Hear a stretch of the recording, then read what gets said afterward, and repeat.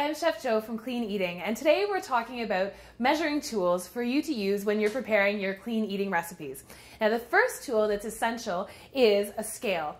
Now, a kitchen scale is amazing because you can measure exact portions of your lean proteins, your grains, and any sort of dry ingredients. To measure any dry ingredients, such as your whole grain flours, you want to use dry measuring cups. So, to measure anything dry, I'm going to show you the proper way. Now, instead of scooping right from your bowl, which ends up mashing any of your dry ingredients against the side, and you end up with a much bigger quantity than what you actually need. The proper way to measure is with a spoon and scooping. So you take your spoon and just scoop right into the measuring cup and overfill it a little bit. And that way you can level it off using the flat edge of a knife. And there we go, we've got our perfect third of a cup of flour.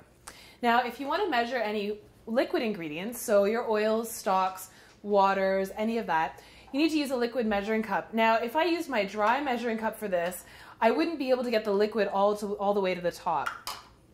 You want to use a liquid measure, which has extra room, and just pour it in. And this measuring cup is especially great because you can just look right in the top and see the measurements instead of having to try and balance at eye level and see the measurements on the side. My third measuring tool essential today is, of course, your measuring spoons. Now, when you buy these at the store, they always come attached, which is a real pain when you're trying to measure a couple of different things. So what I like to do is take off this little guy at the top and have them all separated in a little cup. And that way I can pick up whichever one I like.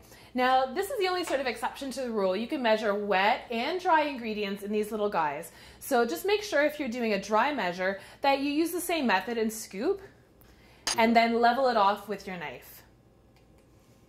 I'm Chef Jo, and for more essential kitchen tools, visit us again at cleaneating.com.